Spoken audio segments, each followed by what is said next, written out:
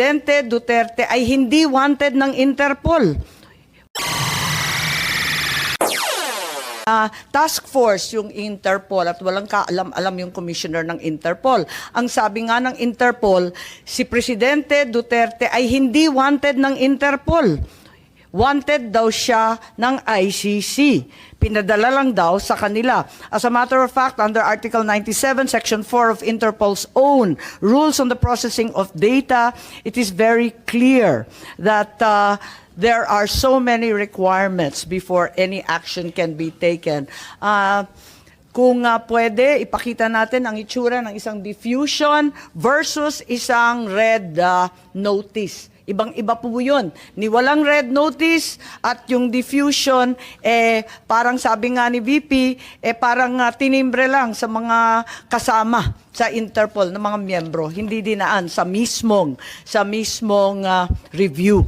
So, nais natin pag-usapan at tanungin kay Executive Director. Tama po ba yun? Diffusion is something not yet verified per the articles on processing data. Tama po ba yun? Kasi yan ang rules ng Interpol, hindi po ba? Ang diffusion po ay sa Article 97 ng Rules on Processing of Data is a standardized request Tama. to arrest, detain, or restrict movement Right. of accused. Tama, pero hindi pa siya verified, hindi pa siya naimbestiga, at hindi pa nailalagay bilang opisyal. Wala pang task force, wala pang compliance review. Pero hindi po ibig sabihin noon na wala siyang value. Pero mismo yung Interpol, sinasabi po sa atin na first time daw na yung member state agad-agad in-acknowledge. Wala pa namang kaalam-alam. Ang mismong Interpol Secretariat, walang kamuang-muang kasi between states lang to, ICC lang at Interpol.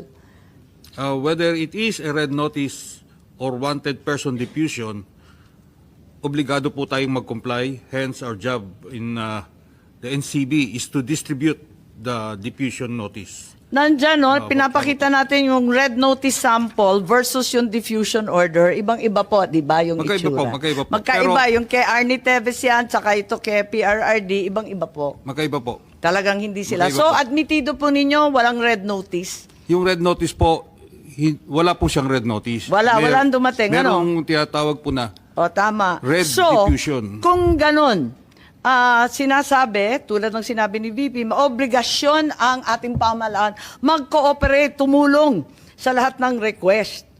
Yung request, hindi naman ang galing sa Interpol Pinapaliwanag nga ng Interpol. Hindi naman amin wanted yan. Ang sinasabi, Philippines is obliged to cooperate when in fact it came from ICC. Paulit-ulit tayo kanina sa ICC, walang jurisdiction dito sa Pilipinas. Ba't natin kinikilala? FPRRD was not wanted by Interpol.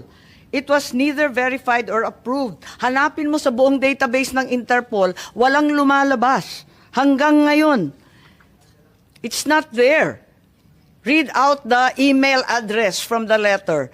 Nakita mo yung letter? ICC ang nakasulat. Walang Interpol kahit sa mismong diffusion. Anong obligasyon ng Pilipinas?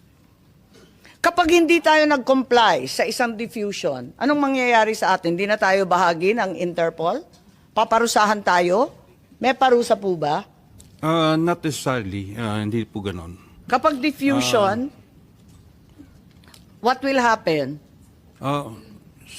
Gaya po na nasabi ko kanina, ang diffusion po at requesting for looking for wanted persons, pareho lang po na ng red notice. Hindi po pareho yun. Ang liwanag nito. Ang pagkakaiba po niya. Kababasa mo lang ng Article 97, pambihira ka naman, sir. May pagkakaiba nga po Kaya kasi nga. yung red notice has to be processed by the Pero di ba yung kay notices. Congressman Arnie Teves, red notice na. Ayan, dinadaan pa rin sa proseso ng maliit at mahirap na bansa katulad ng Timor-Leste. Ayaw pa rin nila pumayag. Dahil ang sabi nila, dadaan muna ito sa korte natin. Ngayon tayo, lumundag tayo sa diffusion.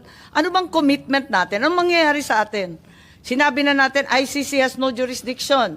Tapos, ICC warrant has no effect. Tama ba yun?